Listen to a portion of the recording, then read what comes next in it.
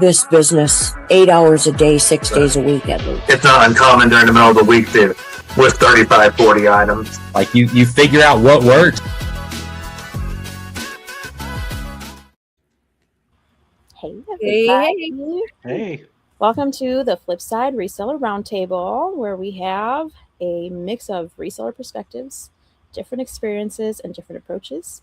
But ultimately, we've all got the same goal to keep it real about what works in reselling. How are y'all this week? We're good. I'm good. Doing good. Yay. Yeah. It's hot here. It's hot. For Minnesota, we don't do 99 degrees. That's what it is today. That's actual temperature. So that's really hot for us. So. I don't even want to go outside. Yard sales this weekend were rough. We had our county fair. And that was rough.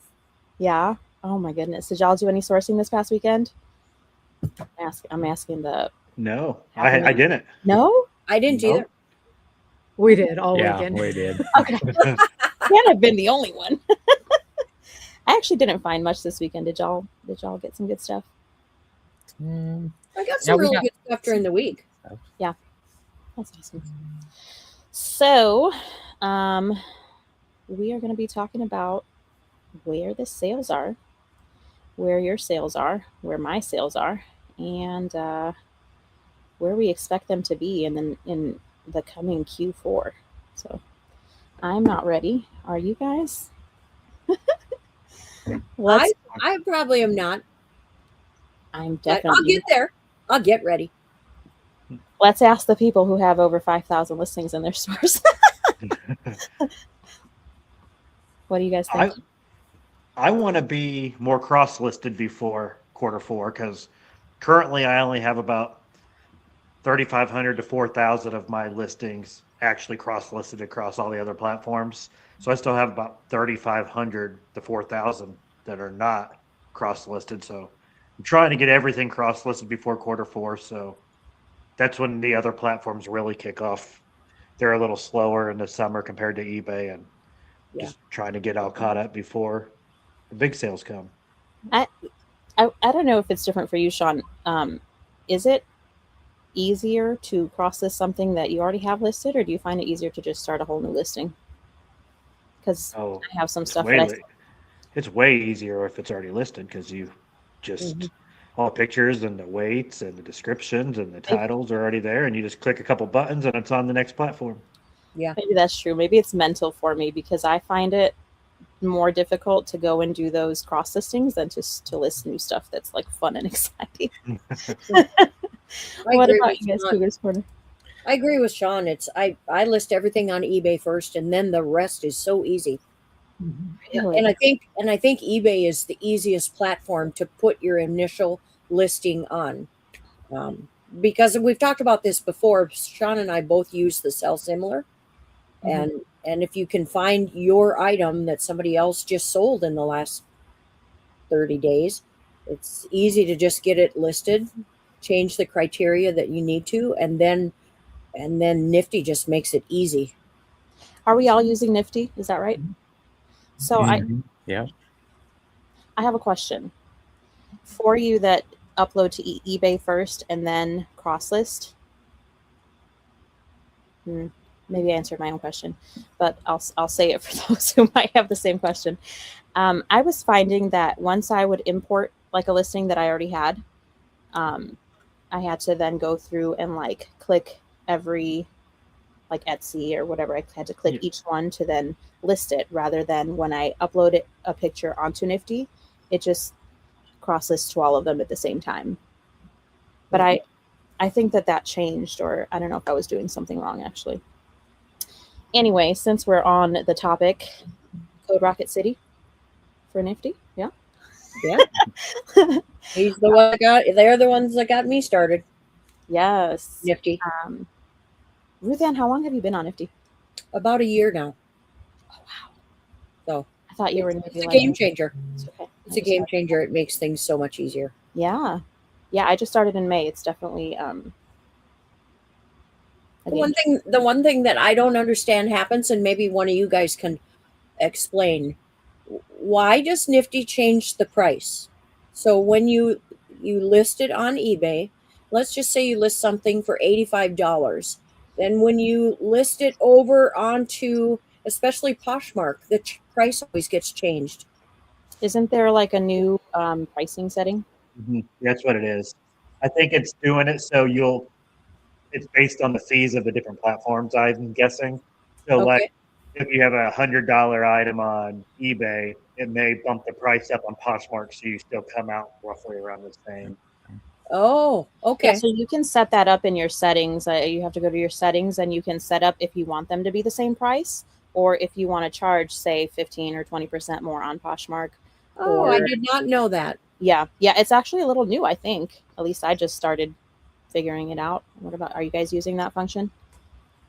We're not using that function, but I will say a couple weeks ago, Sean clued us off onto the automation part of Nifty, and that has really helped us with Poshmark and a little bit to a lesser extent Depop, but we were not using the automation much on Nifty. And I had told him at that time, I was like, we're criminally underutilizing Nifty for what we were paying for it. Yes. And it was essentially, we were just pushing the listings from eBay over to Poshmark.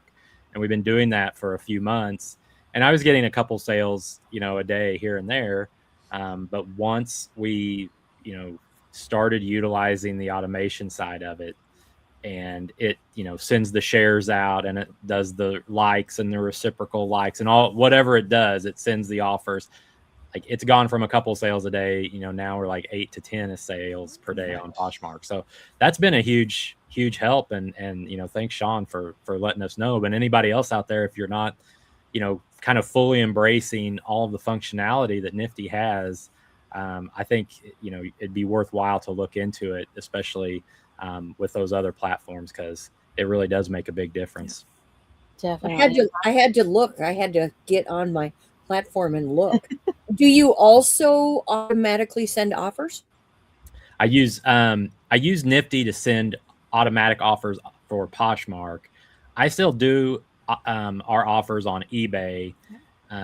There's something mentioned on Nifty that says that we like to have counter offers. If we send a seller offer on eBay, I like to be able to get a counter offer back from a buyer, and I don't know that Nifty allows that. There was some note that I had read. So unless I'm wrong about that, we don't do automatic offers on Nifty for eBay, but we do for Poshmark and Depop.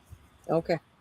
Well, we're talking about the automation on eBay this weekend. I've probably had, I think it was 7 sales of items that were over 2 years old on eBay. And I went back and looked, and they were all items that Nifty had automatically in the background delisted and relisted for me on eBay, and that made them appear as new listings. And I went back and looked, and they had all just been recently relisted by Nifty in the background without me having to go in and do it manually. So. Yeah, that's good. I've tried that. I haven't had much success yet on the recreates, but I have noticed it. But I do cap it at like 10 to 20 a day.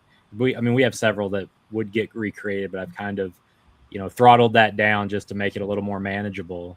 But what is interesting on there is you can have an automatic price reduction on those recreates, which is nice, because if it's a listing that's, old and you want to automatically decrease the price by 5 or 10%, Nifty will recreate it and then change that price based on whatever you've inputted. And that's been pretty nice to be able to mark those down slightly.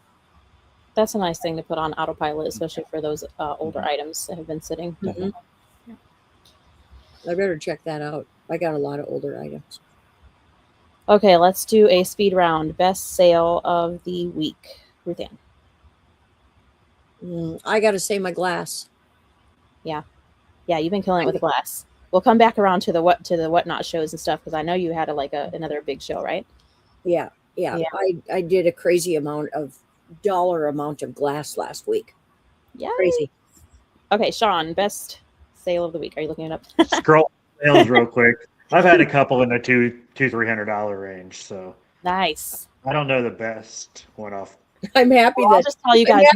Sean doesn't remember either. I'm like, mine's $50. Okay, so it was a Land Before Time plush. So I mean that was mine before you guys one up me. Here's a Cougars Pioneer stereo receiver that for 165 and a pair of boots for 150, and there's a few in that range. I guess my best eBay sale this week, and my friend gave it to me. A friend gave it to me. He didn't like it. It was wool. Was a Pendleton. I sold Free a money. Pendleton. I sold a vintage Pendleton for $121.50. Does Very that mean nice. you guys are coming to the dark side and doing clothing? Or? Yeah, see that? Oh yes, I do. I do vintage clothing sometimes. Yeah. Wait, hold on. I picked up a vintage Christmas button-up. I think it's women's blouse button-up. I don't even know what to name it. That's how bad I am. But I picked it up. Now's It's the like $30 time. and I paid $2 for it. So Now's the time to get that thing listed. yes, Jerry Okay, will wait until after Christmas to list it. She always gives me trouble because, like, I'll list a American flag 4th of July shirt on The day July after. 5th. Yeah. And you just miss it for some reason. listen, that's my ADHD brain. What about you guys? Day late and a dollar short. Best sale of the week.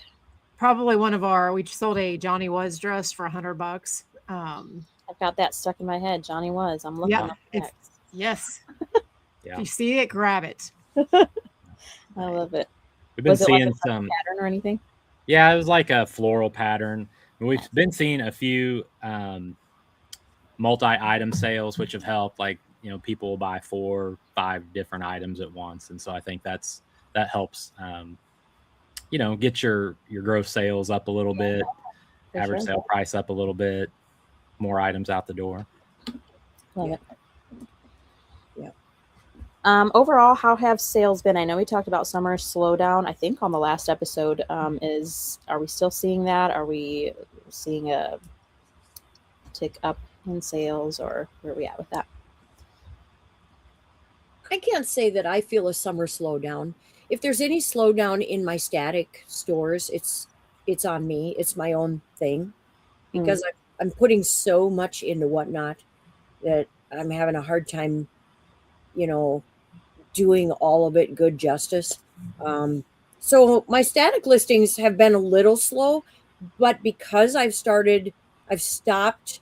Okay, I have a term called bread and butter items, and I don't list bread and butter items anymore on the static platforms. So if it's not going to sell for $45, $50, I don't list anything that's going to sell for less than $40 on a static platform. If Bob were So- here, he would tell you that those $10 sales are going to add up faster than that one. Yeah, he probably I hope would. he would appreciate that But comment. Bob doesn't have as much of a space issue as I've got. Yeah. So I don't want something sitting over there on the shelf I'm only going to make $20 on. I just want that on Whatnot and out the door. Yeah. So I can appreciate that. I've been struggling a little bit because I've been still listing those $10 to $20 items. And I'm like, I should just do a Whatnot show. But I don't have the time, the space, the setup, all of it. I don't know. I'm struggling with that. Yeah.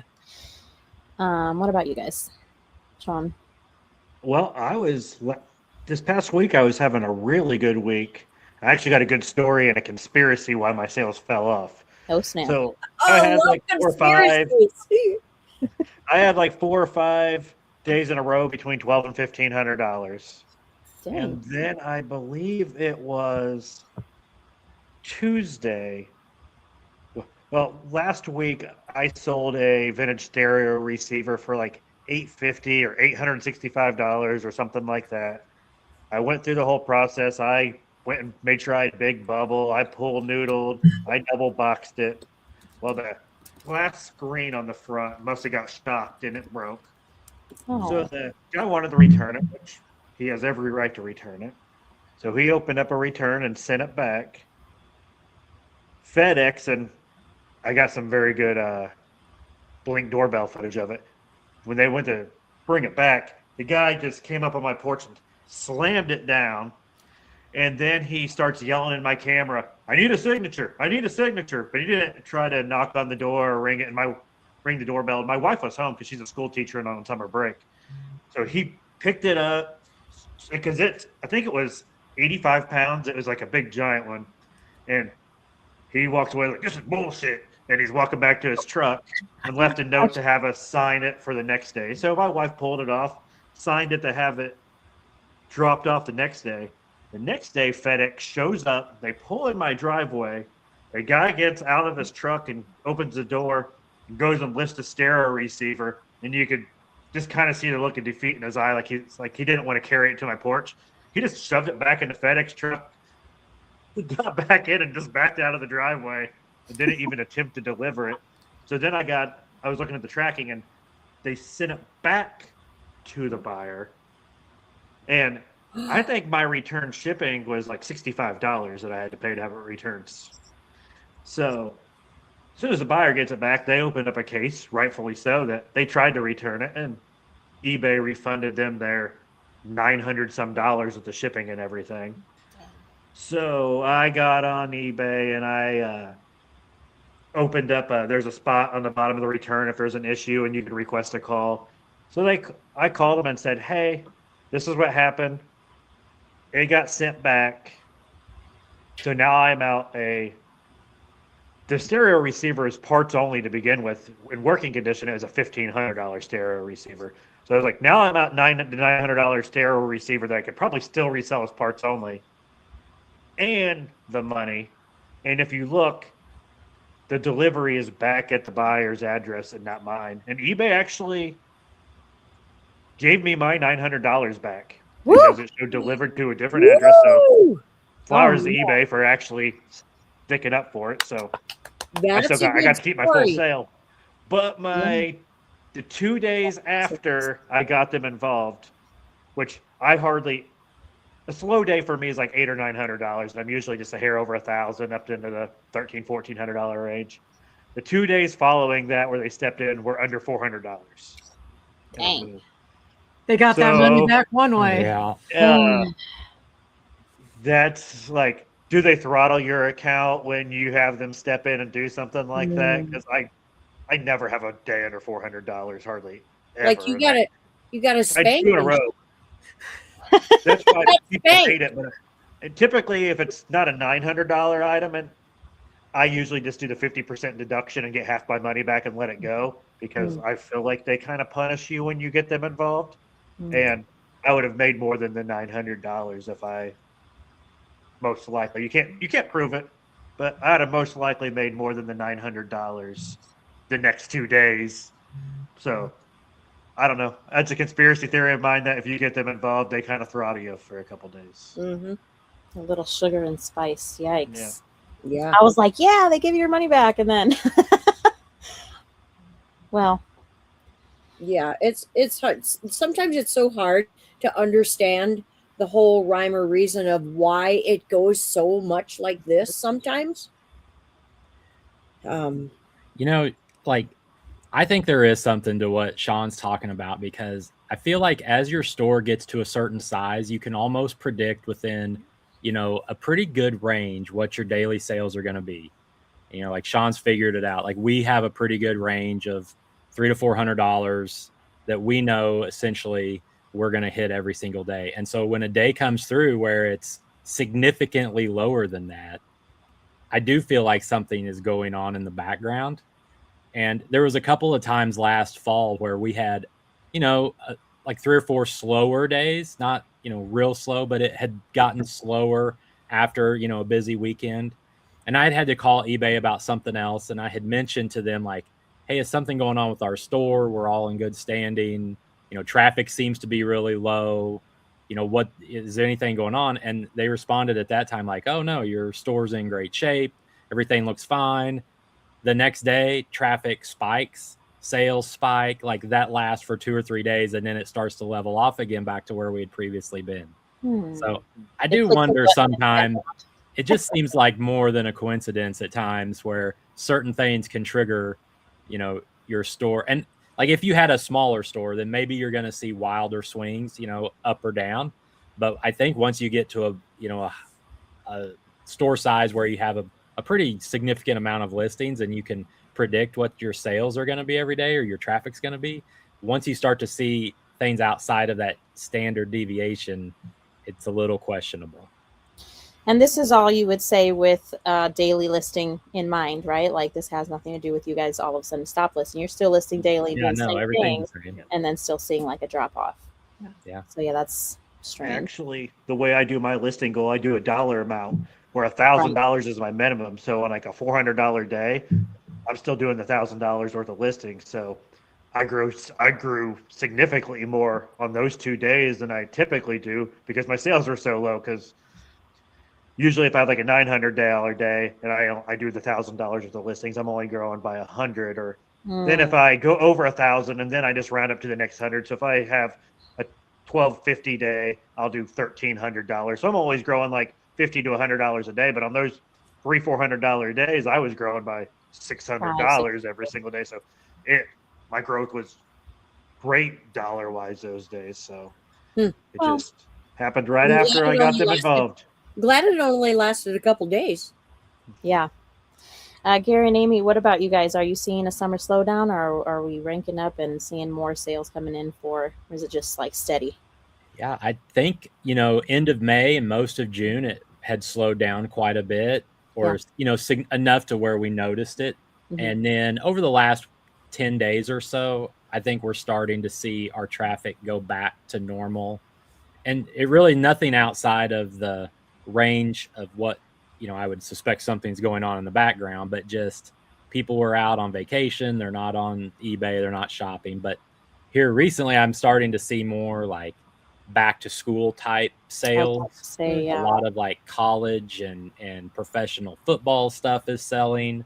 Nice. A lot of school type stuff. We're seeing a lot more bulk orders, like multiple item orders going out.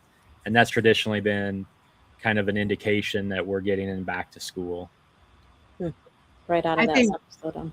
In reference to us, because we do primarily clothes too, is Vinted had their free shipping. So I think a lot of people are buyers are going to Vinted for the deals. Like it's kind of the garage sale, $5 range. And I think a lot of people are experimenting with that. The 25th was supposed to be the last day of free shipping there.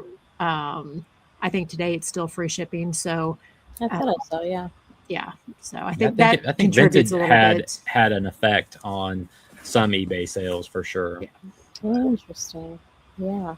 I know you guys mentioned you were sourcing there a little bit as well as listing some items there, right? We pulled in from St. Louis the other day, and I think Gary about had a heart attack. Like our mailbox was stuffed full, front porch is packed. I think I don't know. People can sign up through the post office to get like a daily email that shows what your mail is coming in that day. Informed delivery is what it's called. It'll usually tell you how many packages or whatever you have coming. And I think we had 40 some coming the other day. I'm not sure what happened. Person on Vinted. So man, free shipping makes a big difference for sure. When we our trip to get to St. Louis, and so while he's driving, I can source while we're on our way to source. Nice. That's best, right? That's I like that. Awesome. Yeah. I have one more question before there's a question in the chat. I blanked out on my question though. Let me think. Is there any AI software that will scan items and give you comps? I don't know of one because the comps are eBay locks the comps for third-party developers can't access the comps. So usually the comps aren't very good on those apps from my experience. Yeah, so Nifty just launched something similar. It's not great. It's not there yet. Hopefully it'll grow. I sell primarily plush, and I'm seeing like recommendations just what plush did I list? I don't know, something from Corpse Bride, and it's showing me just any old plush sales, right, as the sales comp. So you can't really rely on it. I assume it's the same for you guys in different categories. Not reliable. I think they're going to run into the same issues that all the other AI take a picture and get a comp and automatic listings going to run into because they just don't have access to the numbers. So there's nothing better than good old eBay sold comps, in my opinion. Yeah, I agree. Or if you want to pay, what's the one that you pay for? Oh, I forget Point? what it's called. Yeah, Worth Point, but they're just using eBay solds too, Right. so you just go to eBay and get them for free. So, Bam. I do use Curio a lot only because I sell a lot of glass, but Curio tends to be higher. I still like to go by eBay and maybe somehow meet in the middle between Curio and eBay, because I haven't heard. I wanted to move. Curio. I wanted to move. Curio is mostly glass. Oh, okay. I mean, there's other things, but a lot of glass sellers use Curio. I have So to remember that because I know nothing of glass, and I like picking it up. I don't like shipping it. I'm scared of shipping it. There was another question there in the chat. Do all of y'all pass along your shipping discount, or do you do regular shipping charging tier? that's a big topic for me right now. Yeah. So Go ahead, Ruthanne. You start. well, one thing that a problem that I've come upon now in all these glass sales is I've always done discounted shipping on Whatnot. Mhm. But and it's usually okay. But last week I did two $2,500 shows. Let's go. And I had 4 buyers though. Here's Mhm. where it comes in. You offer that discounted shipping. Mhm. And I had 2 in the first show, 2 in the second show that just bought like crazy. 35, 40 items. Okay, they spent hundreds of dollars, but I ended up picking up over $200 of shipping in the second show and about 165 in the first show.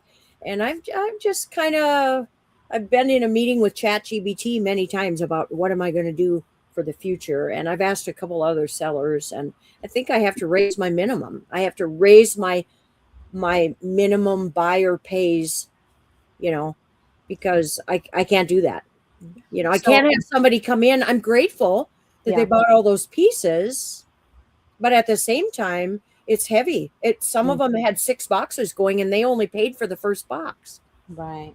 So for anybody who isn't on Whatnot, the max shipping is $9.21 currently for the entirety of the show. So she runs for 8 hours and has, I don't know, 1,000 pieces. How many pieces can you do in 8 hours? You get $9.21 max for the whole show. You can buy whatever you want for that one shipping price. And I've seen arguments go both ways, Ruthanne, for bigger sellers. And maybe you're getting there, but you're not quite there yet. I don't know, because I'm a little fish in a big pond. Out on there. Yeah, because they'll argue, okay, you paid $200 in shipping, but you made $2,500. That's the argument.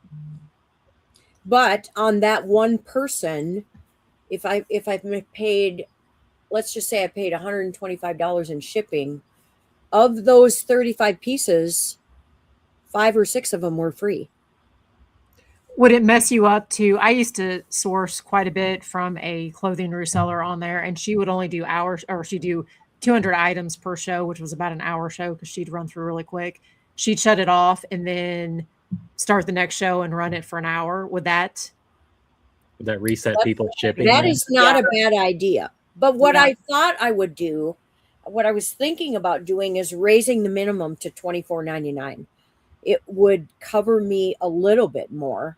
But what about the people, the minimum? What about the people that are only going to buy 1 or 2?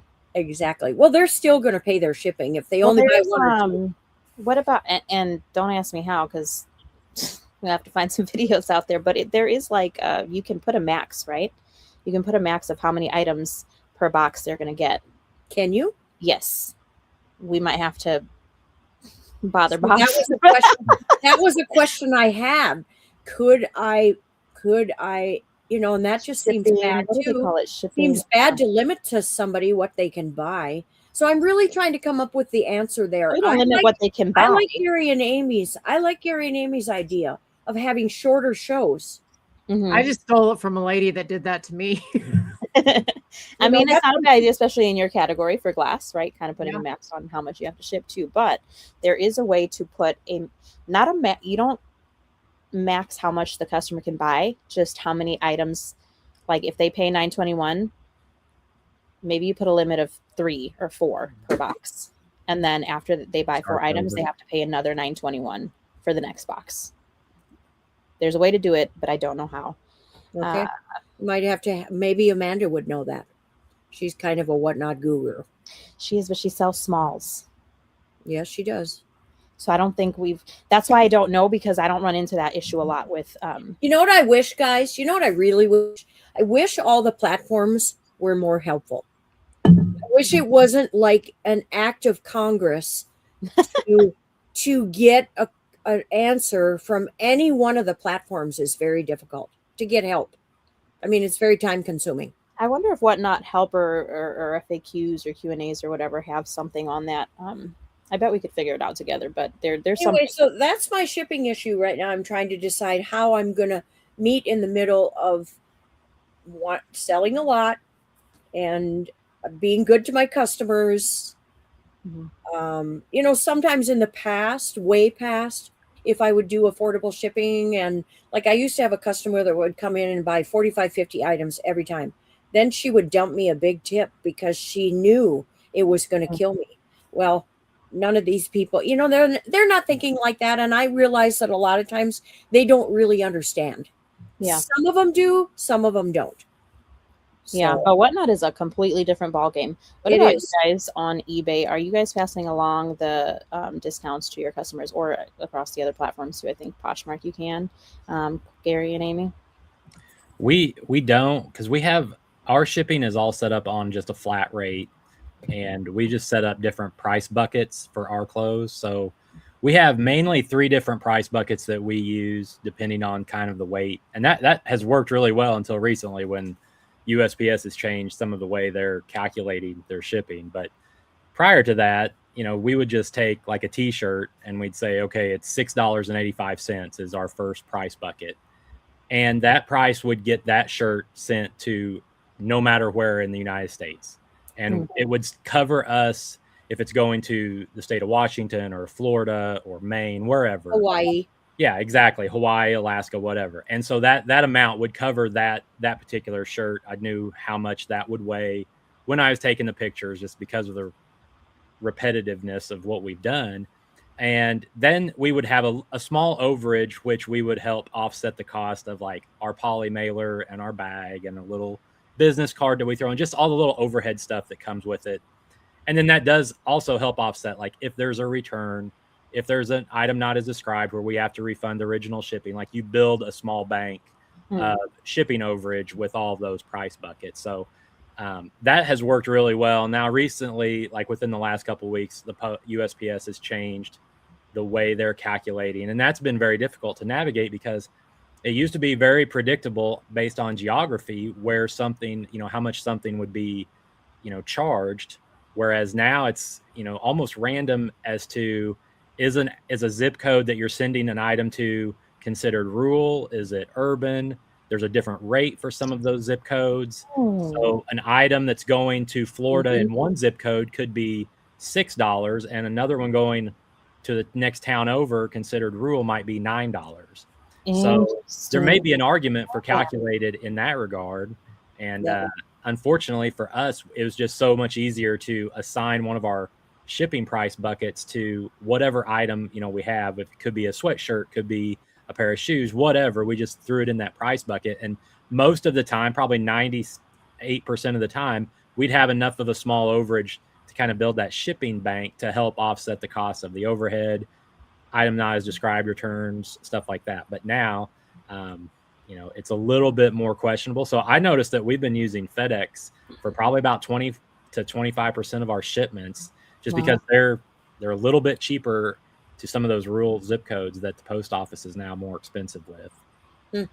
That's interesting. I didn't know about the rural versus city type thing. I sent something to Arkansas and it was almost $9 to ship. Arkansas, I'm like, that's not that far. It used to be like $6 or something. So the really weird part is it under a pound, and then over a pound is actually cheaper. So a lot of people are sticking rocks and stuff in their shipments to make it heavier. So right now, between 2 and 5 pounds, the rate for the USPS is dramatically, you know, lower than it had been. So it's like $5.89. Yeah. So if you have, you know, a pair of shoes or something right now, you know, and our price bucket was, you know, $10 or $12 and we ship it for $5, then we'll send, you know, a small refund back for that, just because it's like more than double what we collected for shipping on those items. So yeah, it's very strange and it's hard to navigate. Calculated may be a whole different animal. We haven't looked into it.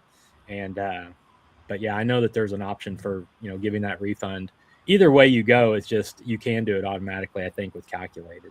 Yeah, shipping is up in the air right now. And when I look this up, Google, and I think there's something on USPS that says you're not supposed to get charged if you overstate your weight. But there have been people Yeah, coming out and saying, there have been, and we've got hit with a couple of those just because Really? we were at like 1 pound, 14 ounces, and I just put 2, and then we got dinged for like $1 or whatever. So doesn't USPS recommend you to Yes. round up? Yeah, What to the is next that? pound. But if you go to the next pound and you go into a different weight class, then Right, exactly. Then they're not making as much money. Yeah. So the new, the my new prices have really helped people that ship heavy things. Yeah. But My it's only issue with confusing the buyer.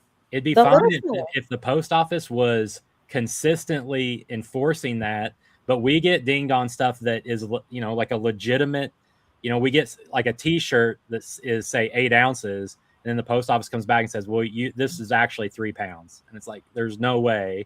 Our package got stuck to another one on the conveyor belt, and we got dinged with the overage. So it's like, I don't quite buy all those. And then we'll have some, it goes the other way too. Like, a t-shirt is, or like a sweatshirt is 1 pound, 10 ounces. And it comes back and it says, oh, this was only 2 ounces. So here's $3 back. And it's like, well, so sometimes it all shakes out in the wash, but it's very frustrating sometimes to see what adjustments do happen. Yeah, these are frustrating times for shipping. Sean, are you passing on your discounts to your buyers, or what do you think of the madness that is USPS right now? I am passing it on because I sell stuff from 1 ounce to 100 pounds. So I use calculated shipping, so it calculates the exact amount from my zip code to the buyer's zip code based on the weight and dimensions. And I pass it on because I think that's something that buyers are looking at. And me being an experienced eBayer, if I'm buying on eBay and I see somebody have this real light phone that I'm buying and they have $15 shipping on it, I know that they're gouging me on shipping. Right. So, for example, if I pay $10 for this mic at a yard sale and I can sell it for $50 plus $8 shipping, and the next guy has his listed for $50 but plus $12 shipping, mine's going to sell before his, and I get to make my $40 profit right away.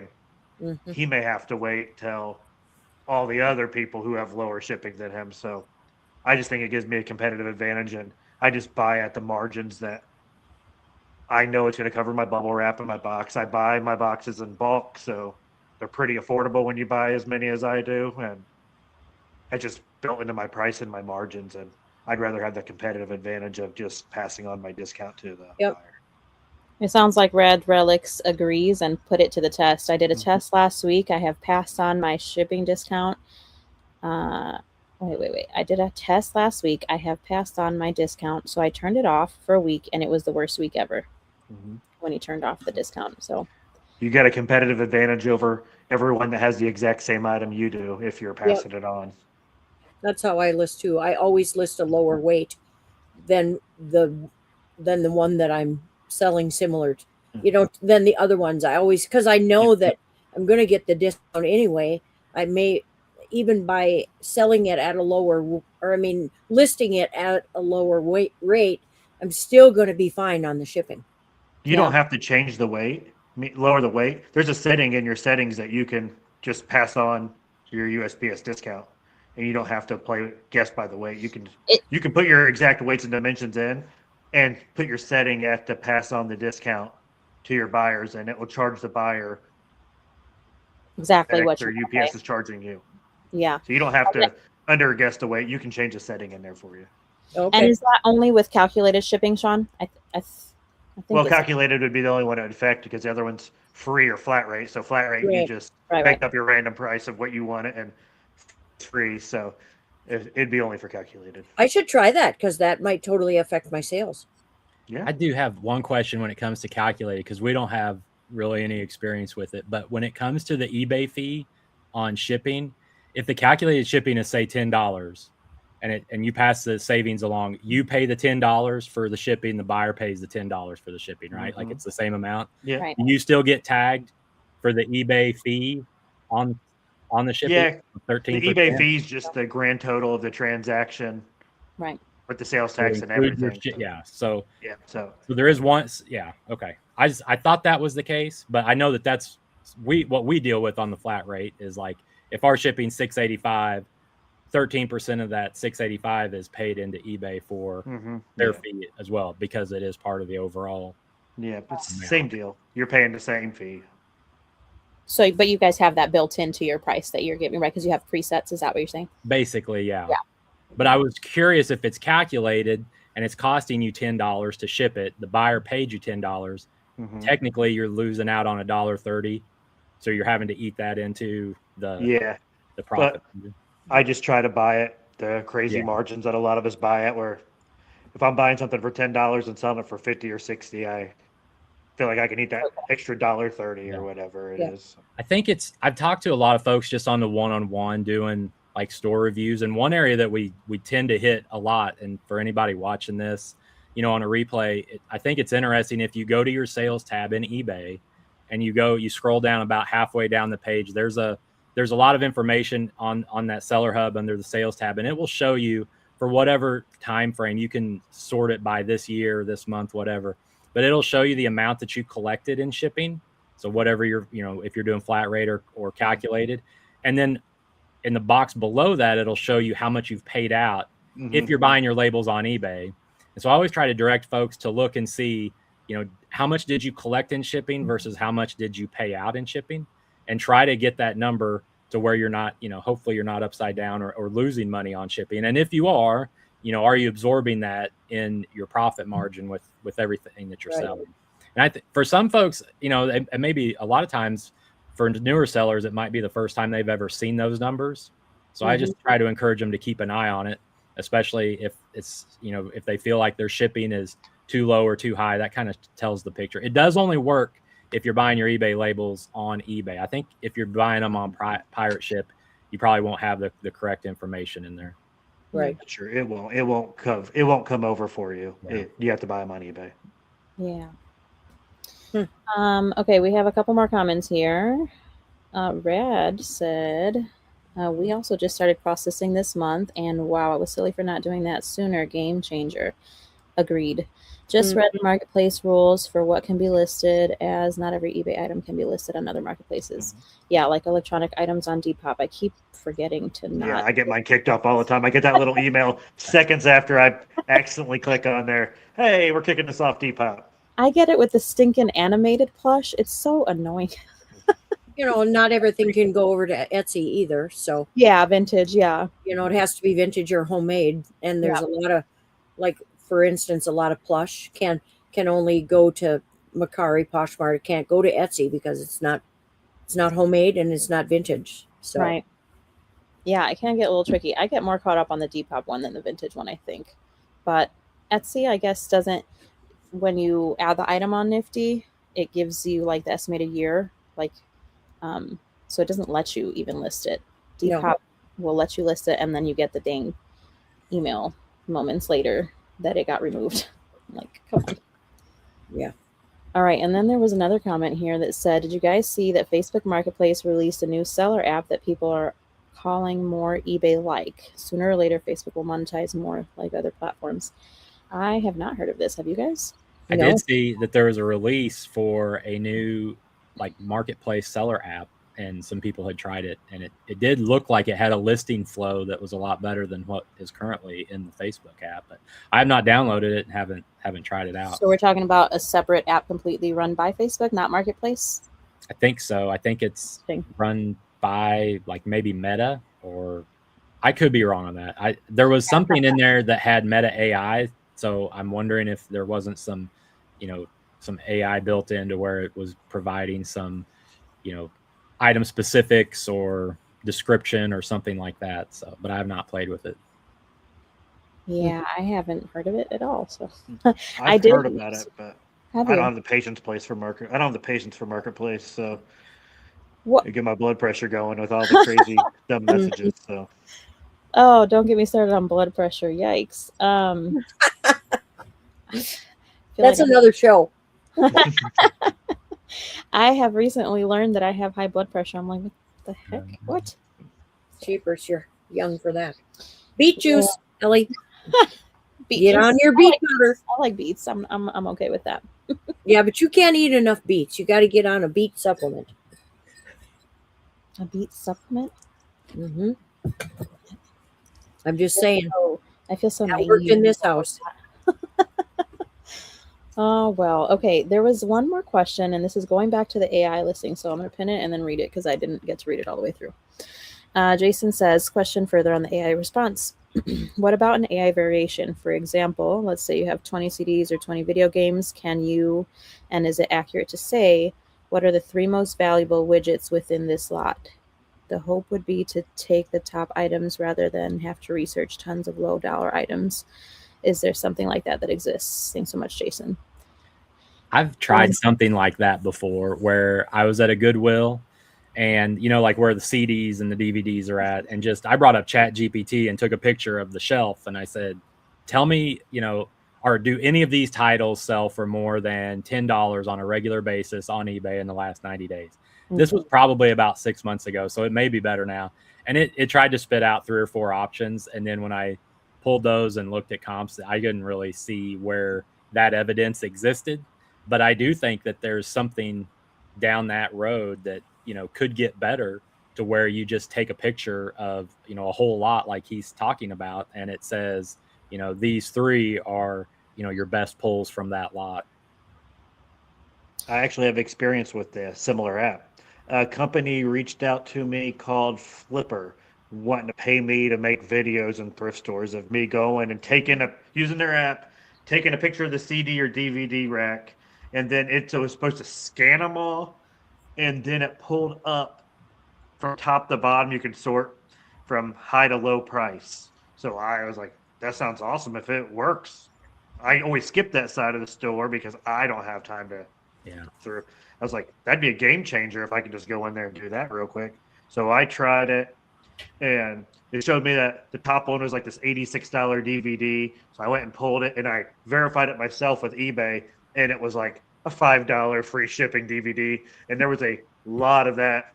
So the app did a really good job of scanning it, reading a title, and then making a profile for every single one. But the comps were nowhere near what they're supposed to be. So I decided not to take their money and make videos for them because I'm not going to try to promote something that doesn't work and make money off of it and get other people to buy that app and them having that experience. So right. It did a good job of scanning and reading them, but the comping, like I've talked about before, it was way off and it just wasn't there.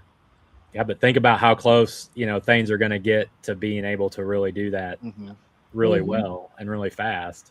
Yeah.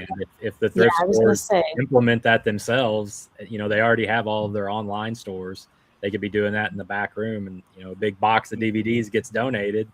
They use whatever app that is, and then they just pluck the ones and send them off to Shop Goodwill or whatever. And Goodwill employees are dumb enough to price that DVD $86 because the app told them to. Yikes. Definitely. Bob always talks about, is it Ingenic AI? Something like that. I think you're right. They'll get there soon. Maybe next year, we'll see. But that brings us to another good question, and I hadn't planned on this one, but I've seen, I guess in the Facebook world, people kind of going around and saying, if we don't have the bins, if we don't have thrift stores, resellers don't exist. What do you guys think about that argument? I think it depends what you sell. I hardly ever go in them. When I'm going in there, it's because I don't have a reel to make for the day. So I'm like, I'll just stop in this Goodwill and make a reel because I don't have content to put. But outside of that, I never go in them. So yeah, so it doesn't. I'm not in the niche, but I can see like Gary and Amy's niche. They would be an uphill battle if they lost them. So yeah, if they didn't exist, it would be tough to find that stuff. I mean, at the root of what the thrift stores do, it's they take donations from people from stuff that they don't want anymore, and then resell it for a cause.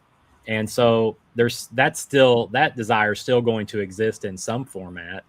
I don't think that resellers, obviously they wouldn't use the thrift stores, but they would find other avenues to find those items that people don't want anymore or don't have the patience to sell themselves. And, I think they would still exist. Maybe it does look different somehow, but our thrift store is going to go away even with AI. I highly doubt it, because most of the thrift stores we go in, a lot of Goodwills, like, they're packed full of stuff. The back room is full of stuff. There's a line of cars around the block to donate stuff. Yep. They're building, just in our area, they've built, brand new thrift stores that are huge. And so I don't think there's plans to get rid of the brick and mortar type thrift stores. Now, the stuff that's inside of them, maybe the more valuable stuff gets pulled out and gets sent to their online stores or whatever. Because we're already seeing that. Yeah. And maybe that gets better, but I still think that there's an avenue for finding, valuable items in the stores, because again, you're relying on the employees there, and they're all working to try to get through as much stuff as possible. And they only have a limited amount of time to actually touch an item to decide, is this going to online or is this going out on the floor, and then determining a price. So I think that's why I think connections are so important. We've talked about this before, that to try to be the person between the person's junk at home and the thrift store, try to be the middleman that they call and say, hey, I got 10 boxes of stuff. Do you want it? So connections are extremely, I think about what I'm making right now off of a connection, and that's going to keep, if the thrift stores do start, if that ever happens and the thrift stores start dissipating or going away or something like that, connections are going to be even more important then. Word of mouth. Tell people what we do. I think it's horse poop. I think that we live in a world of over consumerism, and there will never be a shortage of used items. Yep. I agree, Ellie. Item resellers. There's always going to be people having garage sales that want to get rid of the rest of their stuff. Somewhat. Have you guys seen free, like, in a garage sale, free pickup, take the whole haul, because I don't want to put it back inside. It's not going to go anywhere. And I commented that on this post that I saw, and I got I didn't respond back after this, but they responded saying, kind of digging in their heels, that resellers don't exist. Yes, things will dry up if thrift stores decide to, sell their own stuff at higher prices or sell whatever the matter be, and our source disappears. I don't believe it. We have, first of all, here in the US, there's just so much stuff. There's just so much. We're not going anywhere. Yeah. That's my take. We're doing a service. Even though we have haters, we're doing a great service to the whole world, really. Because we're doing the searching for items that other people want and can use, and can benefit from. Use. And I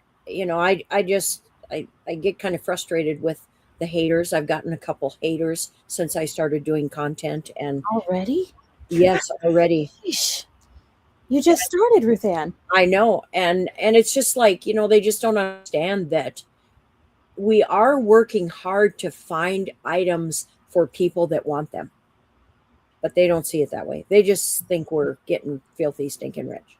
My favorite argument is that we're stealing from the poor. Yes. I don't think they understand we are the poor. Not you guys. You guys are $500,000. No. But at least a lot of the stories that I've come across with resellers at least started with, when I was younger, we were poor. This is how we got in, right? So yes.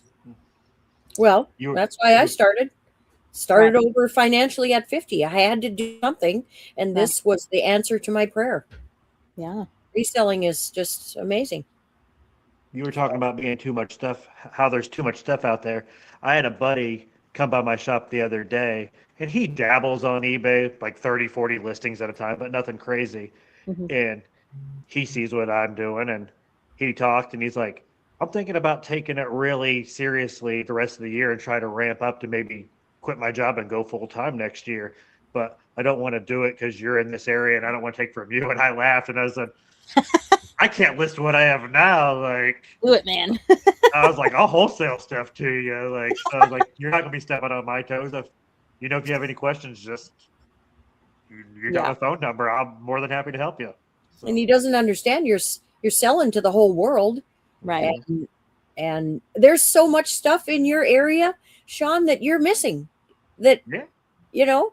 I didn't even like, go garage sailing this past weekend because I have too much stuff right now. So like, Go show him a It's- Gary Vee video. Sell Yeah. some stuff on eBay. I have listened to a couple of his. Speaking of blood pressure, I can only he kind of ramps my blood pressure up. He's got reminds an me of energy. Dave Ramsey. Huh? He reminds me of Dave Ramsey rants when Ramsey would like yell at. He's simmered down some in his older age, but he used to do some good rants. Yeah. That's what he reminds me of. All right. Well, it's been a great episode. We're coming on the hour. I think I covered all the comments. Any more questions in the comments before we go? I don't Thank think you so. to you guys that are in the chat. We really appreciate you being in the chat, you guys. Yeah, thanks for all the questions. Yeah, you guys rock. Definitely helped me through this episode. Hopefully the tariff wars settle at some point. I Yeah. miss global sales for sure. Used to make up half of my sales. Wow, that's a big chunk. I'm still seeing global sales coming in. Are you guys? I've I've gotten several this week. I had an interesting one. I sold a sale in May to somebody in South Africa, and it didn't come, and it didn't come, and it didn't come, and she wanted a refund. And I said, it will come, but you live in South Africa. Okay. I mean, you could see on the tracking that it had left Illinois, the Illinois shipping center, and it was an Etsy, and it had left. I said, it will come. I'm telling you, it will come. It just could be a month, And nope, she insisted on a refund. So then it came, and I was just like, I was kind of frustrated. Then we had to get into contact because there's no way for me to get my money then. So finally, and she's sleeping when I'm awake, and so finally I got to talk to this woman in South Africa, and luckily, because I've had a business for so long, I have a Square on my phone, so I was able to take her credit card over the phone. But it was kind of interesting. Nice. It was a lot of hullabaloo for. I had the opposite happen. I had a sale that was supposed to go to Washington, and it somehow went to Guam. That was on Etsy, so Etsy buyer protection or seller protection kind of jumped in there. So it was odd. Yeah. Well, I want to encourage everyone to try something new this week. We've talked about a lot of different methods, different ideas, cross-listing, not cross-listing, offering shipping discounts and such. Try something new and come and tell us about how it changed your business. Progress over Check out my automation. I got to check out my automation after this conversation. So that's one of the first I need things. to return it on. Sometimes it turns off. Remember, progress over perfection. And I want to thank all of my co-hosts for being here. Ruthanne, We appreciate Gary, you, Ellie. Sean, I Great appreciate job tonight. Good job. Ellie, you're going to have to give Bob a hard time that when you run the show, the chat's full. So Yeah. Yeah, Bob. Deal with that. you're going to have to give him a I hard tried to time. incorporate you guys today. I figured it was a little bit easier on me. I appreciate you guys all staying and watching and chatting. And we will see you next week. Yeah. Everybody have a great week. Bye. Let's see. I love it. Don't look at me. Hold on. I think I got the wrong outro. Hold on, guys. Hold on. You got this, Ellie. You got this way better than me. Bob knows. I know that. You got this way better than me. Brad Relics, I can't play the guitar. I just think it looks cool on the wall. Okay, I got it. Bye, guys. Thank you so much. All right. Have a great Bye. week.